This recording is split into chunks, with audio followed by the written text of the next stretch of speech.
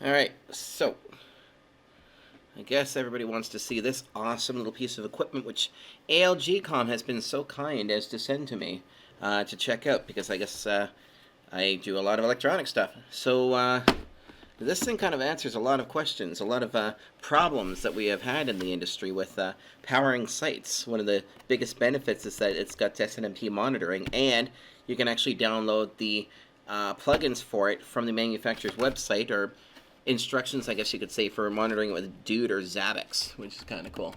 So, yeah, let's open it up. I've been waiting to crack this little bad boy. Okay, so, what's in the box?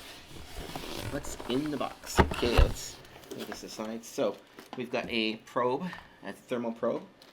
We've got some ears and some connectors here, some fork connectors. And of course the pièce de résistance is the power supplies module itself, and a little tiny power cord. But that doesn't really matter because you can just add your own. I think the reason why this one's so short is that you just plug it into the bus bar on your rack. Okay? Let's see here. Alright, so here's the unit. I've already had it open, by the way. Pretty cool to look at. So you've got two outputs, battery connector, 15 amp fuse. For this is actually the 10 amp model. Yeah, 48 volt 10 amp.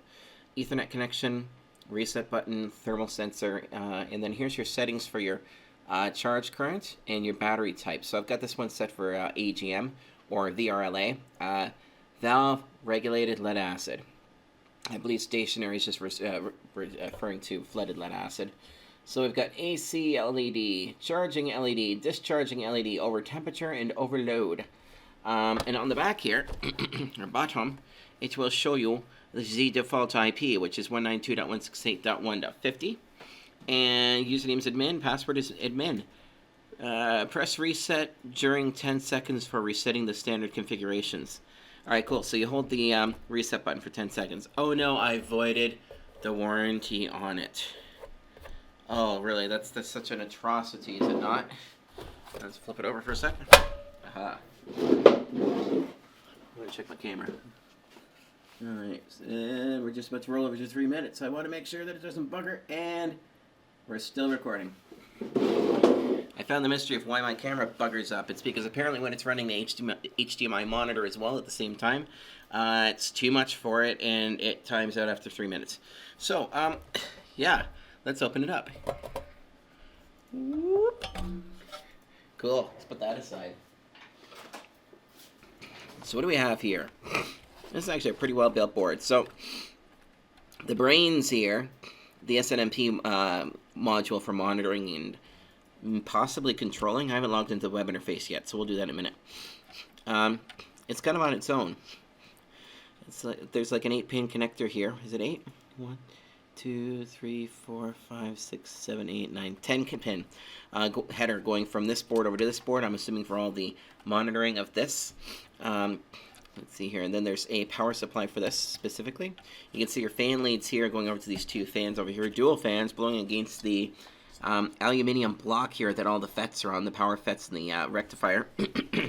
Here's a thermal, is it a thermocouple? I think it's a thermocouple right there. NTC 666. Why do I see 666 everywhere? I don't know. So that's right there. We've got some nice Japanese capacitors here. Very nice caps.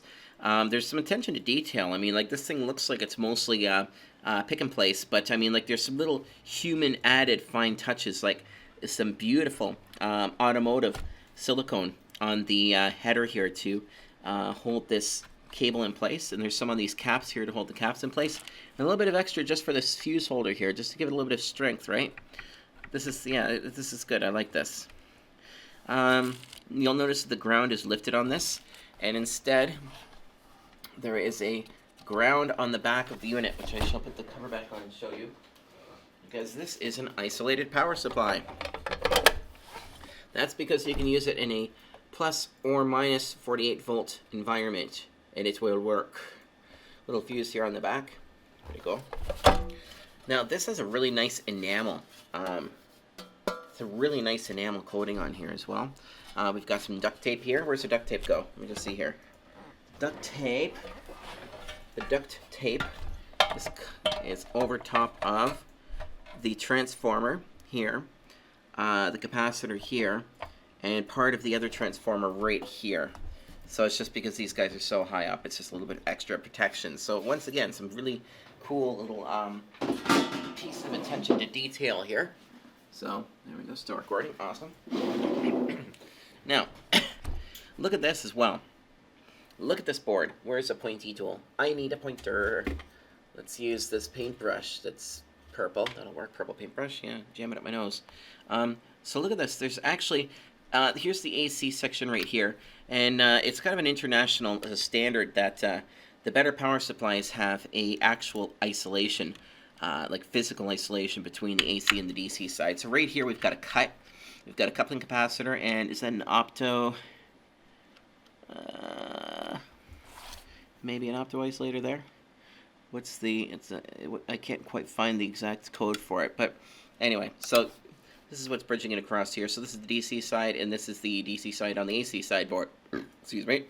Now, some cool stuff here. There's actually a cut in the board here to ensure that we don't have any AC bridging. There's a nice fat gap right along here. I love that. And in fact, let me grab my flashlight. Coat pocket.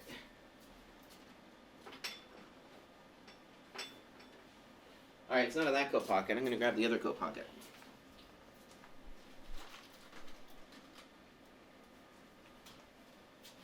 Now, let's shine some light under the board. Turn these guys off for a second so we can see a little bit better. Alright, so I'm going to put... Yeah, look at that. So that's a big, fat, half-inch gap, like right along here, isolating the AC board from the DC board. It's beautiful. Very, very nice. All right. There we go. Let's check on the camera again. Cool. A little bit off here. All right. So that's properly isolated. Now, something else which I've noticed here, which is beautiful. Look at these metal oxide varistors here. A couple little caps here. So this actually has built-in surge suppression built into it. So you could probably plug this into almost any power supply and not have to worry as much about it getting blown up. Not worry as much about getting blown up, okay? Let's see here. These are our current sensors here. I'm assuming that they're for output A and output B. I'm just going to assume that. The relay here, I'm assuming that that relay is for either the charger or the... Well, we'll find out in a minute. Where does it go? That looks like it's right for the battery. So that's probably a battery disconnect, a low voltage disconnect relay right there. And this is all regular power circuitry stuff. Usually these things step up and operate at a higher voltage, somewhere around 400 volts at an extremely high frequency, and then they're converted down to DC, then runs through the circuitry. It just makes it more efficient, okay? And that's how the charging circuits work. But we're not talking about charging circuits. We're looking at this board. Now, this to me, I have been foaming at the mouth to get my hands on one of these because this looks like a pretty badass product. The only thing that I feel uncomfortable about, it is an isolated power supply, but we don't have a ground to the chassis, so of course you have to ground the chassis to your equipment ground. Not a big deal, okay? That's minor, okay? And again, isolated power supply. Now, the other thing I really don't like is that regardless of how well built it is, this does not have safety certifications. There's no CSA, no UL, no ESA. Those are safety authorities up here, like Underwriters and Canadian Safety Authority and Electrical Safety Authority, and there's no CE for European. These things come from Brazil. But, you know, I mean, so clearly these guys know what they're doing. I mean, like, this is not like we're talking about something really janky, like, you know, an iLepo power bank that's made in a very dangerous way that may potentially catch fire or electrocute people. No, this is a really well-built unit. So that would be the only thing that I can really... My only qualm is that there's really no safety certifications on it. But looking at the way it's built and the care to the detail of the board, I mean, like, this is a really nice unit. You can see that. Like, there was a lot of effort put into the design of this. It's very well built. Even the solder. Like, this is such a clean board. I mean, I'm looking at all the solder joints here. I'm not seeing your random solder ball that you'll find in like a Ubiquiti radio or in a Natonic switch or anything like that, right? I'm talking about the board has been like scrubbed. So this has probably been put in a washing machine of some sort, and they have scrubbed this board of every little tiny contaminant before it actually was assembled. And they have probably stringently tested these things, looking at it this way. And then, of course, the finer detail of adding the automotive silicone here, just as an added measure to secure caps and to make sure that the headers don't come unplugged. I mean, like even over here on the thermopile, or thermocouple. Yeah, I mean, like everything here is just really well built. I really like what I'm looking at. So, the lack of safety certification, it's not something I would really worry too much about. It's more or less like, I'm gonna hem and haw. I wouldn't let it worry you, because there's tons of people out there that are using these things and they're great. And looking at the quality of the components that are actually used in this board, the actual attention to detail for the cleanliness of the board and the soldering, like this wave soldering is just beautiful. It's just so well built. I mean, like, ugh, I like it. So, I mean, like, I'm pretty excited to have one of my HoloLens to play with. So now, let's plug it in and see what it does. So I want to hook up the batteries first this time, because I noticed a cool little feature. Watch this. Okay, so, I need something to lean this against. 1 second. Bear with me here. Oh, a cordless drill. This might work. Yeah, that works. Okay, cool. So let's hook up the battery first. Alright. We're going to hook up the negative first. There we go. And off to my left, you will see that I have 4 12-volt batteries. 1, 2, 3, 4. Ha ha! 4 batteries. So this is actually running in a 48-volt configuration. It goes 13.5, and then 27, and then 54 volts. That's typically the step up when you're going 12, 24, 48. Okay, so we're going to be running at about 54 volts on a float charge with these batteries. So I've got this little meter here, which is kind of handy, showing you your voltages and stuff. So let's hook that up. All right, now watch this. This is pretty cool. Let me just check on the camera again. I don't trust you, camera. I might get a Panasonic Lumix, actually, if I ever have any money. So we can start this by poking. I like that. We can poke this.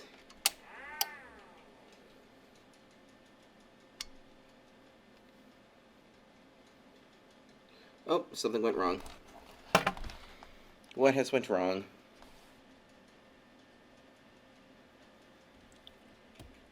Oh, we popped the breaker. Hold on a second. That shouldn't have happened. Alright. Let's fix that breaker. Let's try that again. See, that's why I like to have a fuse. See, I put a breaker in this case on my battery bank. Okay, so we've got our negative goes under negative. Let's try this one more time and see what happens. I'm not sure what happened there. It actually worked a minute ago, so it's kind of bizarre. Here we go. And let's look up our positive. Okay, let's try that again. But first, I don't see anything wrong here. There's no reason why that should have popped like that. Positive, negative. Everything's hooked up the way it should be. Let me just confirm that. White is positive. Yeah, batteries are hooked up properly. So let's just try that one more time. Maybe it's something funny happened here. I was gonna say, if they're not in the posse, they throw you out. Alright. That's why. So the reason why. And that popped it again. Isn't that interesting? I wonder why that's happening. Let's try a slightly different approach. Okay, so we've got the power hooked up to the battery terminals here. Alright. Let us hook up some AC. Let's see what happens. And just, I don't think, there's no contamination on the board. Everything's connected properly. I don't see any reason why it should have faulted. Alright, so we've got some AC going to this thing now. I'm going to disconnect the batteries for a second here, just to be on the safe side. Yeah, this thing should have started up. I wonder why it's not working. Oh, hold on. the loose fuse holder on here. Let's plug it back in.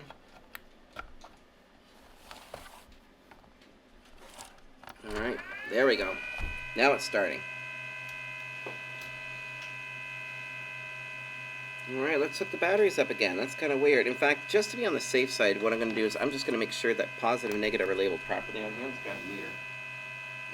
Meter.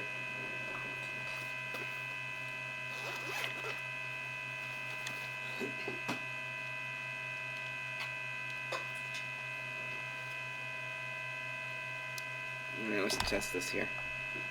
Okay.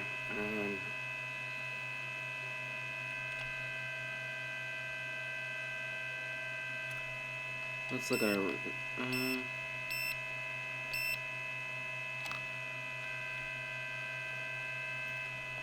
a posse invert tail and we're going to pop this fuse. Let me just check the fuse for a second. Let me get this thing out. No, the fuse is intact. Okay, that's fine. Alright, let's hook the batteries up one more time and see what happens. Okay. Right goes to positive.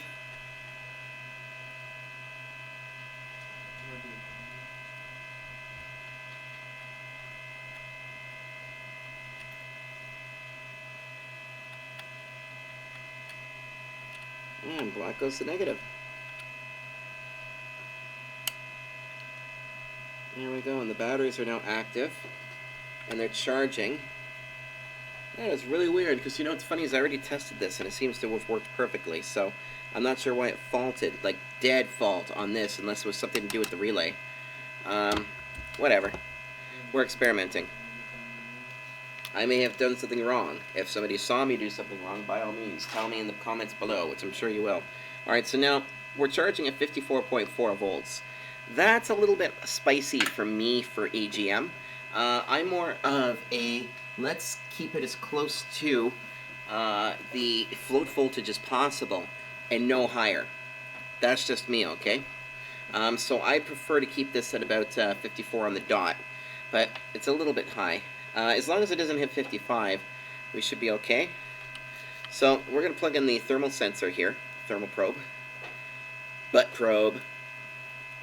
Alright, goes in the center port here, and we are going to just slide that into the batteries, which is what you do if you hook this thing up anyway. We'll be doing a video, by the way, installing this in a cabinet setting so that you guys can see what it's like. Alright, so this is now hooked up. I'm just going to trip the fuse here and see if it doesn't explode. Okay, so that's now saying discharging. So the AC has now faulted. Our voltage has dipped to 52.2, and the unit is still running fine. Okay, so now let's hook up our AC again. There we go, we're back on, and we should see this thing switch over.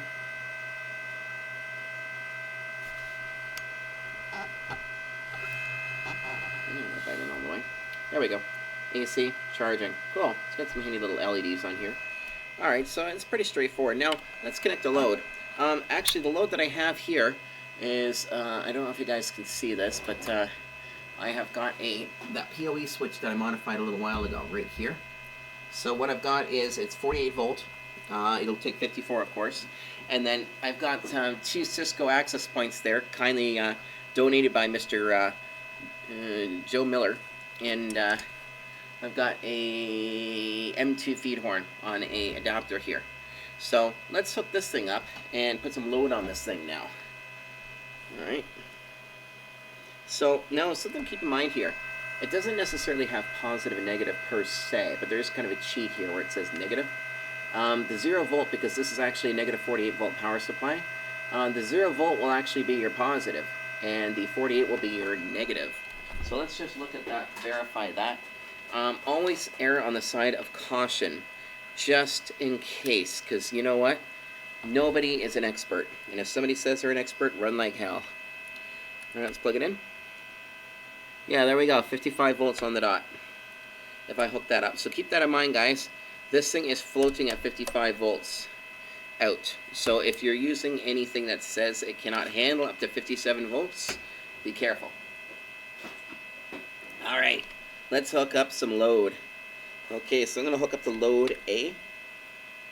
There we go. And Sparky Spark? Yes, okay. Our PoE is coming online. I've got 3 devices, so Cisco AP, and M2 feed horn. Awesome.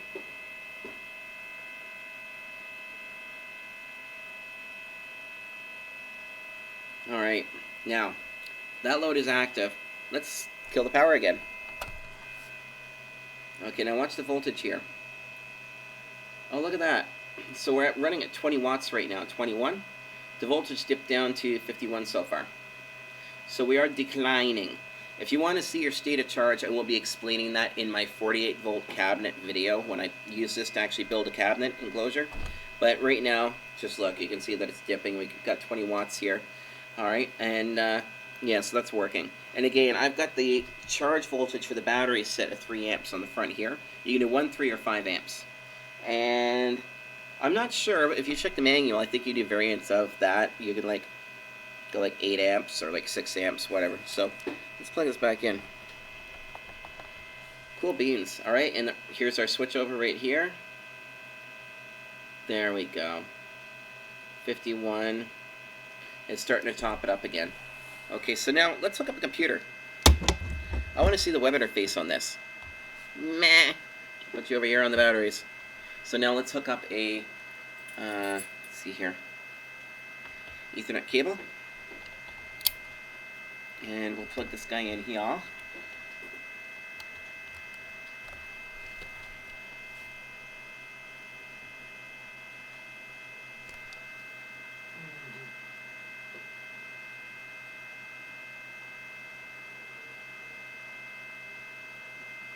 I remember shutting this down, but whatever.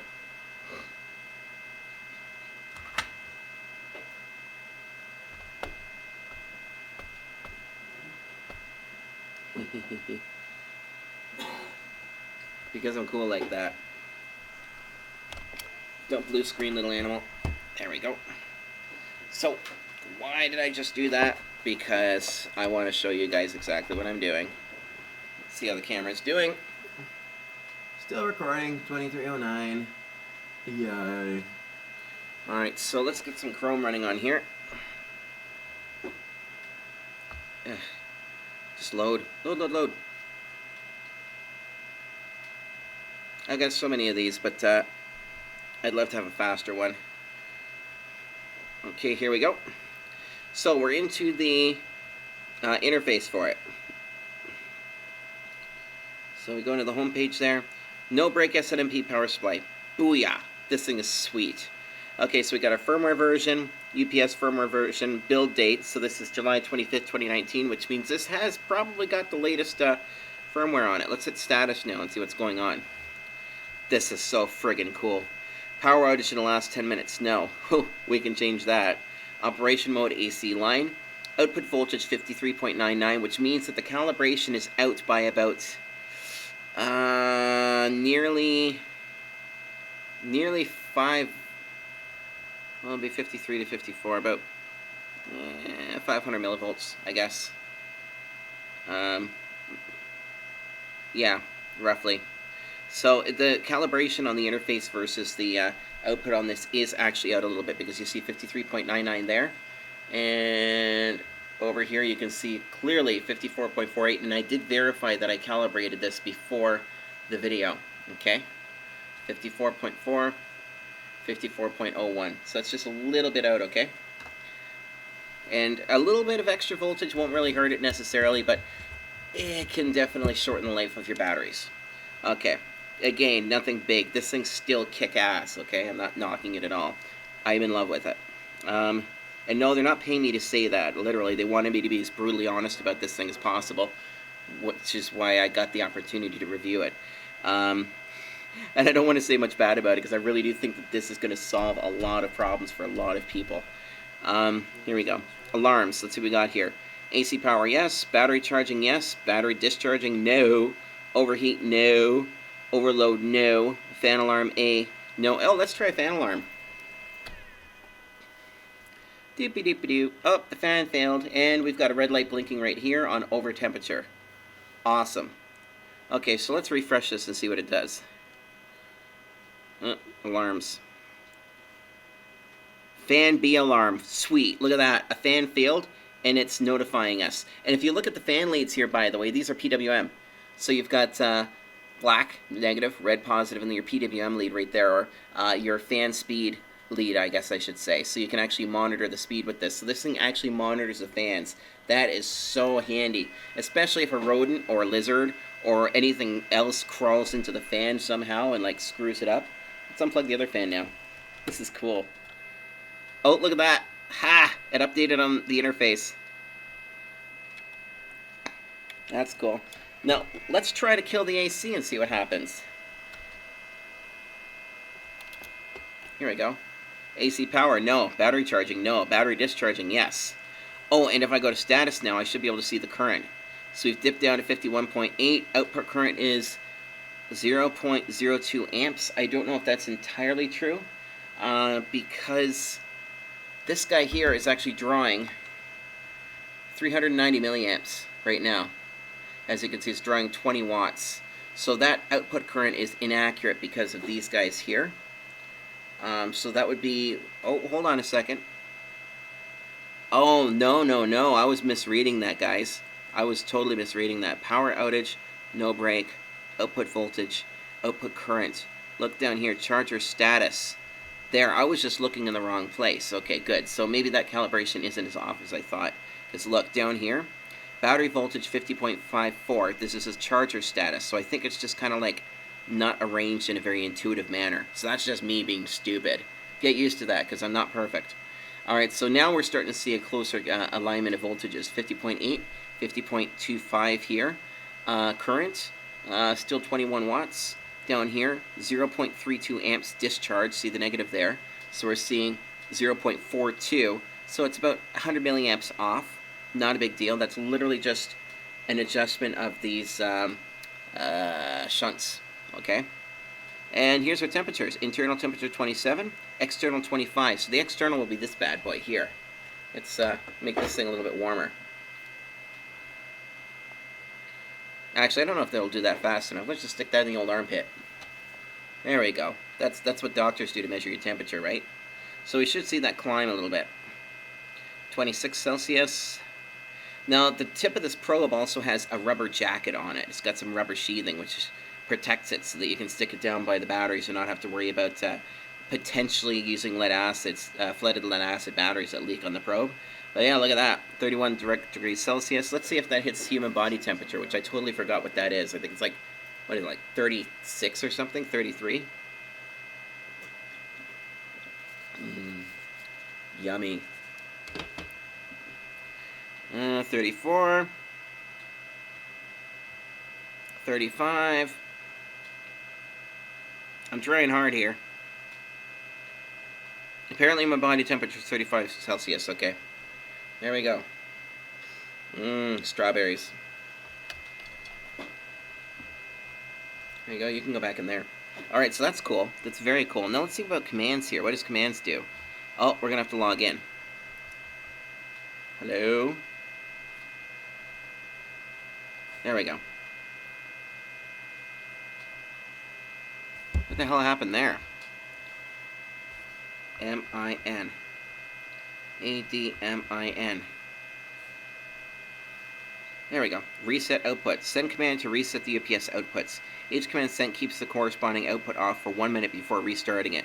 Sending the command can only be repeated after 1 minute. Firmware update. Okay, cool. So we can reset the outputs on this. Let's try that. Alright, so I've hit reset. So the outputs on here should go offline, but they're not.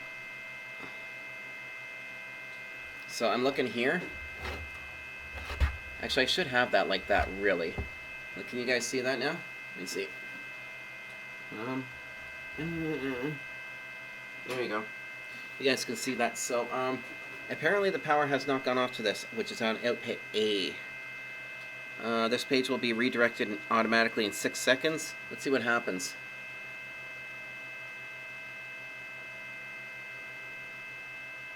Okay, so the restart command didn't appear to work.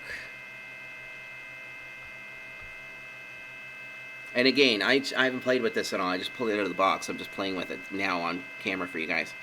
Let's try one more time. Actually, let me move it over to output B now. Oops. That wasn't nice. Okay, let's see here. Ah! Okay, so that's on output B now. Let's try resetting the output again. Okay. I'm not seeing the device go offline. I'm not sure which output it's referring to, unless it's referring to the battery, maybe? I don't know. We're going to have to get to the bottom of that. What output is it? Because like this is output A, this is output B. And if I'm hitting reset, it should be resetting that. Just intuitively, right?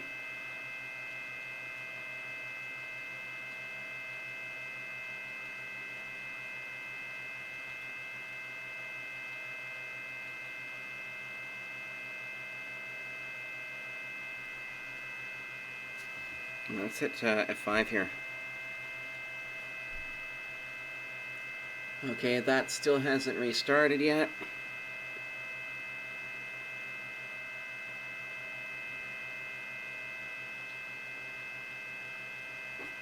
Now, how are the outputs managed here?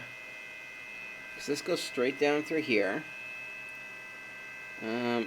Okay, so this shunt here is strictly for the battery, and it looks like output A and output B go through this shunt here. So there's only the two current shunts, current resistors. And this comes back down through here. So I'm assuming that these FETs here are the on and off control for the outputs. Okay, still not doing anything. This thing still hasn't turned off yet, and that's what I thought I was doing. What's going on with this web page now?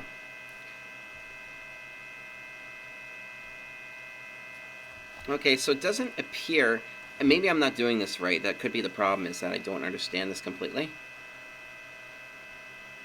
But it looks like the output reset doesn't actually reset the outputs on here. So that's just a bug, and that can so easily be fixed. That's just simply a software patch, okay? Easy peasy. Let's go to user config. Oh, what's going on here? Sorry, my USB cable came unplugged. Refresh. Oh, you bugger. Here we go. Okay, user config. Let's see what's in here. Oh, set new user credentials. Great. Network config. Oh, cool. Okay, so you can set this for DHCP. No. MAC address, host name. That's handy. Yeah, I like it. Snmp configs. Great. So we can have 3 communities in here. And look, Snmp v2. Sweet. So there's a lot of software in this little bad boy that can do things, okay? These guys can change things up easy. Watchdog Configs. Cool. Set up the outputs act according to IP address monitoring. 3 attempts will be made before sending the reset command to the configured output. Ping timeout is set to 5 seconds. The period between each ping is set in minutes. The information below is the current settings. Enter new values to change them. Cool. Okay, so this thing is Ping Watchdog. Sweet. Alright, so all in all, looking at the basics of this system, I'm really kind of happy with it. It's got some minor bugs. Nothing that I would say are deal breakers at all.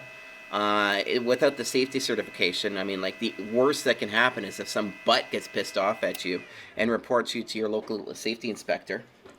You know, that sort of stuff. So, well, that's interesting. I just restored the power, the AC to this thing just now, and it took the whole unit offline.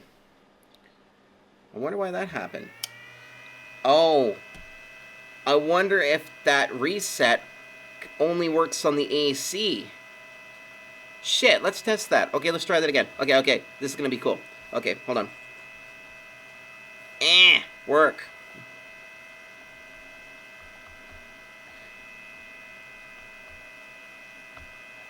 There we go. Let's try resetting the output again. Let's see if it might be resetting the whole unit. Yes, that's how it works. So that reset command resets the whole unit when it's connected to AC. It doesn't seem to work in DC mode. Cool. We're learning things here, folks. Yay.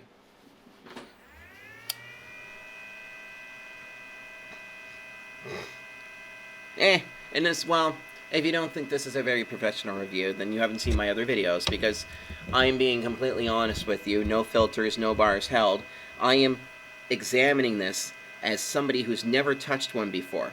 And I'm not sugarcoating it. I'm not lying or pretending to know things. And I am not one of these shysters who's gone in and completely researched it and then said afterwards, oh yeah, check this out, blah, blah, blah. No, this is the same shit that you'd be doing if you took this thing out of the box in your own lab, popped it on the bench, and then showed everybody else at the shop. That's what we're doing right now, folks.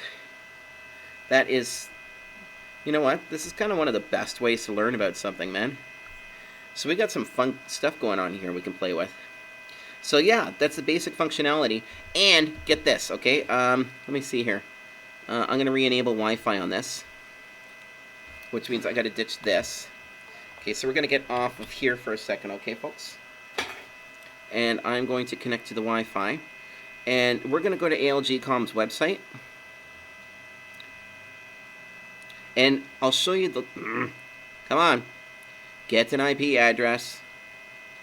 This part here isn't a very good advertisement for my MicroTik APs at all.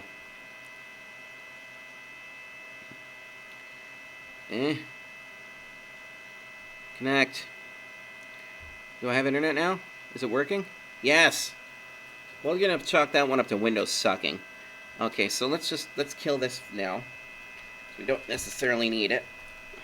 I'm just gonna put this aside. Let's disconnect our batteries.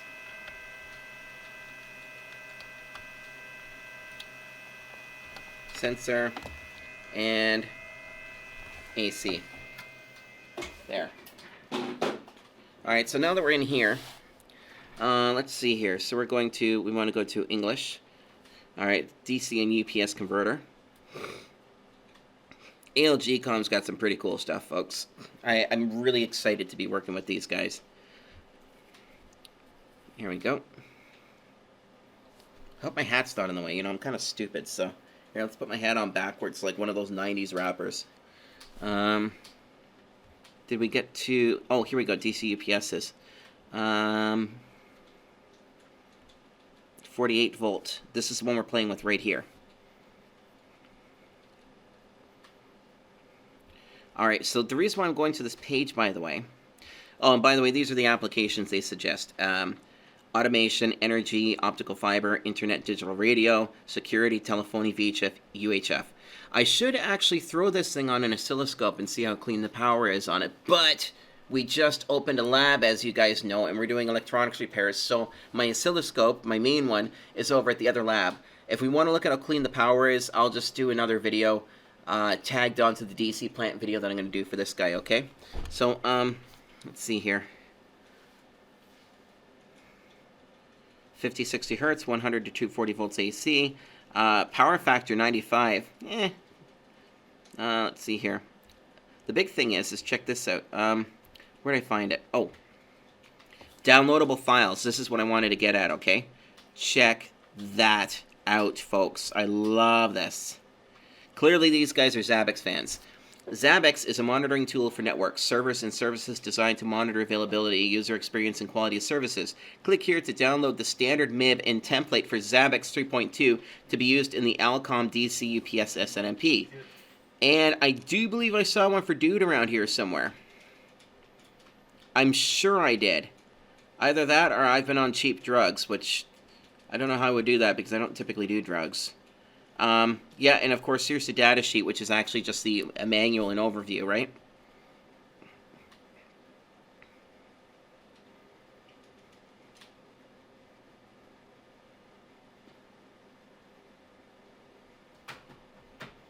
Cool. I am 100% positive that I saw something about the Dude in here. There is a little tutorial in here that tells you how to set this thing up in the Dude. Why am I obsessing over that right now? Well, if you're a smaller ISP at less than 1,500 physical devices on your network in your core, the Dude can usually do the trick quite nicely if you have it on its own beefed up VM. Okay, so with that being said, this thing has a little tutorial of how to set it up in your monitoring software. So that's pretty friggin' awesome, if you ask me. Okay, here we go, electrical safety. Let's see this part here. Okay, input-output protection class. Let's see here. 1, leakage current. 0.2 MA. That's not bad. Let's see here. Double isolation or reinforced isolation. Needs ground connection, of course, on the back of the unit. I showed you that. 100 volts AC 60 hertz to 264 volts AC 60 hertz. Isolation, phase and neutral for output, phase and neutral for ground, output to ground, 5 mega ohms. Yeah, that's pretty sweet. Yeah, it's got all your specs here. Somebody ran a megger on it, clearly. That's really important. By the way, meggers are great if you want to screw with your coworkers, because you can fry them when they're on a ladder or something. It's really good fun. Just don't do it to somebody with a weak heart, otherwise you're a complete creep. Yeah, there's quite a bit in here. And for those of you out here who are naughty enough to say, well, there's no English. Dude, you know what? Just don't be like that, seriously, because, like, where'd I put the box? The box is in Spanish, okay? But that doesn't mean anything, because almost everything else on here is in English. So don't whine about that. That's nothing to whine about, okay? So what do I think of this product now? Because, you know, I'm starting to do product reviews, so I'm learning how to do product reviews. Personally, I think it's pretty awesome. I am stoked as hell about this thing. In my opinion, I think this is the cat's knees. The bee's ass. And I think that this thing has a real promising home with wisps, plenty of wisps. And if you ask wisps who are using those for their opinion on them operating the field, you're probably going to get a good word back about how they're performing. This is solid. I am confident you could shoot this thing. It would probably take a bullet pretty good. Ground on the back, fuse, yeah. Your basic instructions here. I mean, it's a really well-built unit. I like it. The functionality is great. And I will be building a DC cabinet just like I did in the 24-volt video with this thing in the coming week or so. I might even do it tomorrow if I get a chance. It's just, things are kind of weird right now. But yeah, I really wanted to get this video out sooner than later, because I know ALGCom wanted me to get this done and post it for you guys so you can all see what it's about.